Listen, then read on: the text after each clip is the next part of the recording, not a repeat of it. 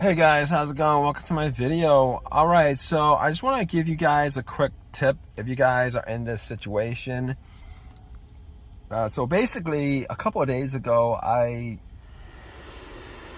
was at the park. I parked my car, went out for a brisk walk, came back about 45 minutes later, and then tried to get into my car, and the remote didn't work. So I was like, all right, so if the remote didn't work, it's probably the remote battery that's dead.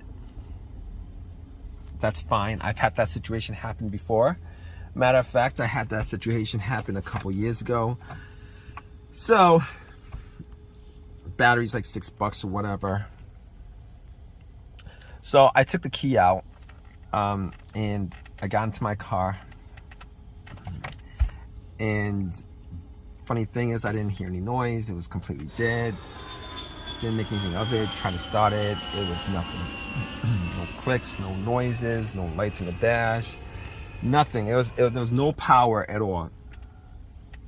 So at that point, I thought maybe it was the dead battery. At that point, to me, I thought to myself, it's probably a dead battery. Have like many of you have had that situation happen before.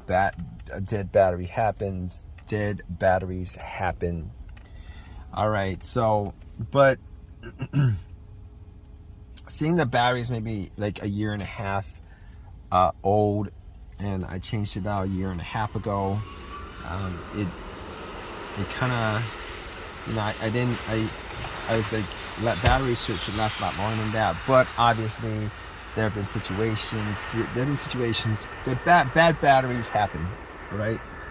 Bad batteries happen for whatever reason. So I was like, okay, not a problem.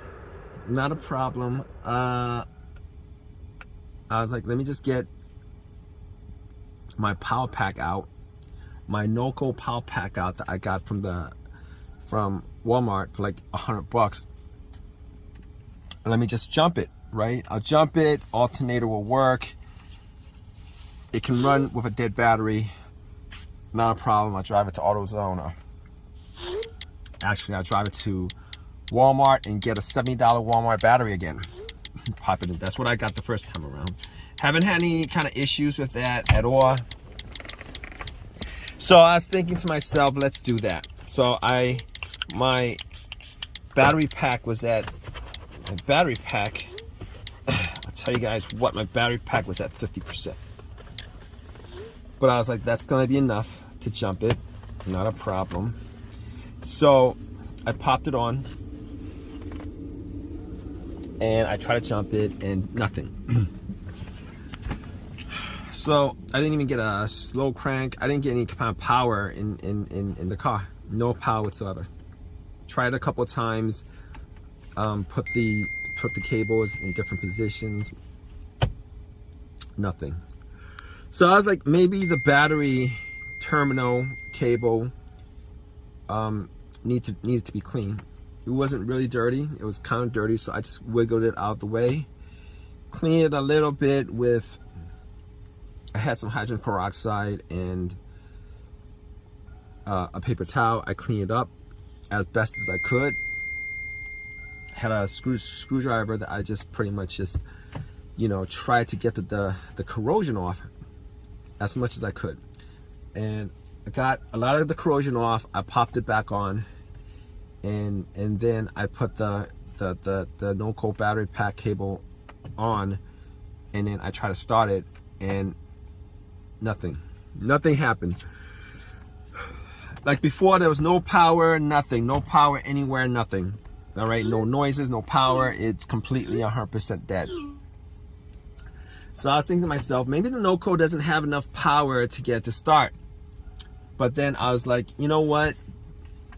No, that, you know, even if it didn't have enough power to start, even if there was 25% in a Norco, you know, the car would have made like maybe a slow crank, or at the very least, I would be getting some lights on the dash. At the very least, you know, even with a 10% battery pack, once I pop it on, I should be, maybe not 10%, I don't know. but I should be getting some lights or whatever, stuff that doesn't take a lot of electricity. And no, that nothing. So I was pretty sure that it was in the power pack that was the problem, because I was thinking maybe I should get a jump, but then again I think to myself, you know what, jump's not going to work because I'm getting no power at all. I'm getting no power at all. So I was thinking to myself, okay, so I clean the cables, I clean the terminals. What else could cause it? So I tried to follow the negative cable, make sure that it was grounded correctly. All right. Make sure that that was grounded correctly. So I was tugging on it just to make sure that it was tight, and it was tight. And I was thinking, probably wasn't a negative cable. I could just cross that out on the diagnosis list. Cross that out. So I was like, let's check out something else. All right, let's check out the fuse box. Let's check out the relays. But I was like, let's check out the fuse box. Now, there wasn't a specific fuse that I was looking for, to be honest with you. I was just looking to see whether there was any kind of short anywhere, whether some of the fuses were burnt out, whether one of the fuses were burnt out, whether I was smelling anything, whether I was smelling anything burning, whether I saw any kind of brownish, darkish looking coloration on any of the fuses, just to make sure that none of them were burnt out. And guess what? None of them. From my eyesight, from what I was seeing, I didn't see anything that was an issue with it. Now I was thinking about maybe the relays, but I don't think there's a main relay to the battery. As far as I knew, I didn't think there was a main relay to the battery. So I was thinking to myself, all right, what could be causing this? Because it seems that there's no connection at all from the battery to the fuse box, to the rest of ECU, to the car. So I was looking at the cables themselves, just to look at them, and I noticed that the positive cable has this it's called, what is it called? It's called a fusible link is what it's called. And now that I know that it's called a fusible link, but looking at it, they have these little tiny windows, mini windows, and if you guys look close enough, all of them actually has this little fuse wire, metal fuse wire that connects one end to the other. And I was looking at them, and a couple of them actually looked like they were burnt.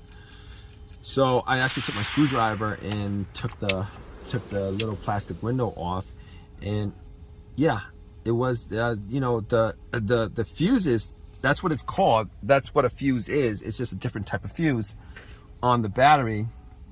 And I noticed that was burnt. So I actually took my screwdriver, and what I did was I actually popped it onto the fuse just to connect the two ends. I had my door open, and once I connected it, I heard some, you know, beeping and all that stuff, and